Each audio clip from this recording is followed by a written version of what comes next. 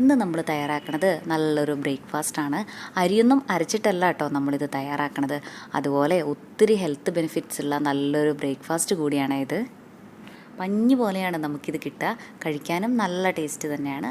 അപ്പോൾ നമുക്ക് എങ്ങനെയാണ് സൂപ്പർ ടേസ്റ്റി ആയിട്ടുള്ള ഈ ഒരു ഹെൽത്തി ബ്രേക്ക്ഫാസ്റ്റ് തയ്യാറാക്കുന്നതെന്ന് നോക്കാം. ഇതിനായിട്ട് ആദ്യം നമുക്ക് എടുക്കേണ്ടത് ഉഴുന്നാണ്.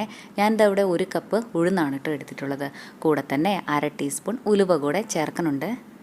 ഇനി ഇതൊന്ന് നല്ലപോലെ കഴുകിയ ശേഷം കുറച്ച് വെള്ളം കൂടെ ഒഴിച്ചിട്ട് 5 മണിക്കൂർ നേരം ഇതൊന്ന് കുതിരാനായിട്ട് മാറ്റിവെക്കാം. നമ്മളിതാ ഈ ഉഴുന്നൊക്കെ കുതിരാനായിട്ട് ഇട്ടിട്ട് 4 മണിക്കൂറൊക്കെ ആകണ സമയത്ത് നമുക്ക് റവയും കൂടി ഒന്ന് കുതിർത്തെടുക്കാനായിട്ടുണ്ട്.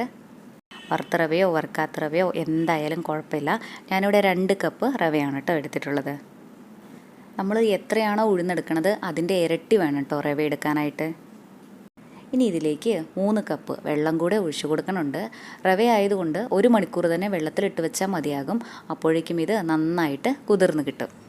ഇനി ഇതും ഒന്ന് കുതിരാനായിട്ട് മാറ്റി വയ്ക്കാം. ഇപ്പോൾ നമ്മുടെ റവയൊക്കെ കുതിരാനായിട്ട് വെച്ചിട്ട് 1 മണിക്കൂർ കഴിഞ്ഞു. കണ്ടോ, ഇത് നല്ലപോലെ കുതിർന്ന് നല്ല സോഫ്റ്റായി വന്നിട്ടുണ്ട്. ഇതിനിവിടെ ഇരിക്കട്ടെ. നമ്മുടെ ഉഴുന്നും ഇപ്പോൾ നല്ലപോലെ കുതിർന്ന് കിട്ടിയിട്ടുണ്ട്. ഇനി നമുക്ക് ഈ ഉഴുന്നൊക്കെ നന്നായിട്ടൊന്ന് അരച്ചെടുക്കണം. അതിനായിട്ട് ഈ വെള്ളമൊക്കെ മാറ്റിയ ശേഷം ഞാൻ ഈ ഉഴുന്ന് മിക്സിയുടെ ജാറിലേക്ക് ഇട്ട് കൊടുത്തിട്ടുള്ളതാണ്. ഇനി ഇത് നമുക്ക് നന്നായിട്ട് അരച്ചെടുക്കാം. എനിക്കിത് നല്ലപോലെ അരഞ്ഞ് കിട്ടാനായിട്ട് 1 കപ്പ് വെള്ളമാണ് കേട്ടോ വേണ്ടി വന്നത്. നമ്മൾ ഈ ഉഴുന്നൊക്കെ കുതിർത്ത് വെച്ചിട്ടുണ്ടായിരുന്ന വെള്ളമില്ലേ, ആ വെള്ളത്തിൽ തന്നെ ഇത് അരച്ചെടുത്താൽ മതിയാകും. അതുപോലെ ഒത്തിരി വെള്ളം ചേർത്തിട്ട് ഇത് അരച്ചെടുക്കരുതേ. നല്ലോണം തിക്കായിട്ട് അരച്ചെടുക്കാനായിട്ടൊന്ന് ശ്രദ്ധിക്കണേ. ഇതാ കണ്ടോ, ഇതുപോലെ കുറച്ച് തിക്കായിട്ട് വേണം അരച്ചെടുക്കാനായിട്ട്. ഇനി ഇതിലേക്ക് നമ്മൾ കുതിർത്ത് വെച്ചിട്ടുണ്ടായിരുന്ന റവയിലെ ഇതിൽ നിന്ന് ആ വെള്ളമൊക്കെ ഇതാ ഇങ്ങനെ ഒന്ന് പിഴിഞ്ഞിട്ട് നമുക്ക് ഈ അരച്ച് വെച്ചിട്ടുള്ള ഉഴുന്നിലേക്ക് ഇട്ട് കൊടുക്കാം.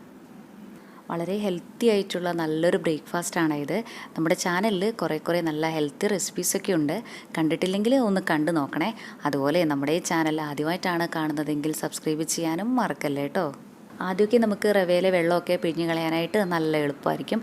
പക്ഷേ കുറച്ച് കഴിയണ സമയത്ത് വെള്ളമൊന്നും നമുക്ക് നന്നായിട്ട് പിഴിഞ്ഞെടുക്കാനായിട്ട് കിട്ടില്ല. അത് കുഴപ്പമില്ല. ഇങ്ങനെ തന്നെ ഇട്ട് കൊടുത്താൽ മതിയാകും. റവയൊക്കെ മൊത്തം ഇങ്ങനെ ഇട്ട് കൊടുത്ത് കഴിഞ്ഞാൽ ഇനി രണ്ടും കൂടെ ചേർത്തിട്ട് നന്നായിട്ടൊന്നും കൂടെ മിക്സ് ആക്കിയിട്ട് എടുക്കാം. 2-3 മിനിറ്റ് നേരം കൈ വെച്ചിട്ട് ഇങ്ങനെ നല്ലപോലെ കുഴച്ച് കൊടുക്കണേ. ഇത് നമ്മുടെ മാവ് നന്നായിട്ട് പൊങ്ങി വരാനായിട്ട് സഹായിക്കും. നമ്മളിപ്പോൾ ഉഴുന്നൊക്കെ ഒരുപാട് വെള്ളം ചേർത്തൊക്കെ അരച്ചെടുത്ത് കഴിഞ്ഞാൽ നമ്മളിത് റവയും കൂടെ ചേർക്കണ സമയത്ത് ഈ മാവ് ഒരുപാട് ലൂസായിട്ട് പോകും. അപ്പോൾ നമ്മുടെ ഈ ഒരു പലഹാരം റെഡിയായി വരുമ്പോൾ നമുക്ക് നന്നായിട്ട് കിട്ടില്ല. ഞാനിതിവിടെ നല്ലപോലെ കുഴച്ചെടുത്തിട്ടുണ്ട്. കണ്ടോ, ഈ ഒരു കൺസിസ്റ്റൻസിയിലാണ് നമുക്ക് ഈ മാവ് കിട്ടുക. ഇനി ഇത് നമുക്ക് റെസ്റ്റ് ചെയ്യാനായിട്ടൊന്ന് മാറ്റി വയ്ക്കാം. ഞാൻ രാത്രിയിലാണിത് അരച്ച് വെക്കണത്. രാവിലെ ആകുമ്പോഴേക്കും നമുക്ക് ഈ മാവൊക്കെ നന്നായിട്ട് ഫെർമെൻ്റായി കിട്ടും. ഇതിങ്ങനെ അടച്ചു വെക്കണ സമയത്ത് നല്ലോണം ടൈറ്റായിട്ട് അടച്ചു വെക്കരുത്. ചെറിയൊരു ഗ്യാപ്പ് ഇട്ടിട്ട് വേണം അടച്ചു വെക്കാനായിട്ട്. അതും നമ്മുടെ മാവ് നല്ലോണം ഫെർമെൻ്റായി കിട്ടാനായിട്ട് സഹായിക്കും. 8 മുതൽ 10 മണിക്കൂർ വരെ സമയമെടുക്കും നമുക്കിത് നല്ലപോലെ ഫെർമെൻ്റായി കിട്ടാനായിട്ട്. ഇപ്പോൾ രാവിലെ ആയിട്ടുണ്ട്. നമ്മുടെ മാവൊക്കെ കണ്ടോ നല്ലോണം പൊങ്ങി വന്നിട്ടുണ്ട്. ഇനി ഈ മാവ് തവി വെച്ചിട്ട് ജസ്റ്റ് ഇങ്ങനെ ഒന്ന് ഇളക്കി കൊടുക്കുകയും കൂടെ ചെയ്യാം. നമ്മൾ ഈ മാവിലേക്ക് ഉപ്പൊന്നും ചേർത്തിട്ടില്ലായിരുന്നു. ഈ സമയം ഇതിലേക്ക് ആവശ്യത്തിനുള്ള ഉപ്പും കൂടെ ചേർത്തിട്ട് നന്നായിട്ടൊന്ന് മിക്സ് ആക്കിയിട്ട് എടുക്കാം. ഇതിനിവിടെ ഇരിക്കട്ടെ. നമ്മൾ ഈ ഒരു പലഹാരം തയ്യാറാക്കുന്നത് പ്ലാവലയിലാണ്. അതിനായിട്ട് കുറച്ച് പ്ലാവല കൂടെ എടുത്തിട്ടുണ്ട്. ഒരുപാട് ഹെൽത്ത് ബെനിഫിറ്റ്സ് ഒക്കെ ഉള്ള ഇലയാണ് നമ്മുടെയൊക്കെ വീട്ടിൽ എപ്പോഴും ഉള്ള ഈ പ്ലാവല. ഇതിൽ ധാരാളം കാൽസ്യം, പൊട്ടാസ്യം, ആൻറ്റി ഓക്സിഡൻസ് ഒക്കെ അടങ്ങിയിട്ടുണ്ട്. നമ്മുടെ സ്കിന്നിലെ ടോക്സിൻസിനെയൊക്കെ കളയാനായിട്ട് പ്ലാവല ബെസ്റ്റാണ്. അതുപോലെ തന്നെ ഡയബറ്റീസിനെ കൺട്രോൾ ചെയ്യാൻ നമ്മുടെ ഹാർട്ടിനും ഇത് ഒത്തിരി നല്ലതാണ്. ഇതുമാത്രമല്ല വേറെയും ഒത്തിരി ഹെൽത്ത് ബെനിഫിറ്റ്സ് ഉണ്ട് കേട്ടോ നമ്മുടെയൊക്കെ വീട്ടിലെ പ്ലാവലയ്ക്ക്. അതുകൊണ്ട് തന്നെ ഫുഡൊക്കെ നമ്മൾ പ്ലാവലയിൽ കുക്ക് ചെയ്ത് കഴിക്കണത് ഏറ്റവും ബെസ്റ്റാണ്. ഇനി ഇതിൽ നിന്നും 4 ഇല ഇങ്ങനെ എടുക്കാം. ഇതെല്ലാം തന്നെ കഴുകി എടുത്തിട്ടുള്ളതാണേ.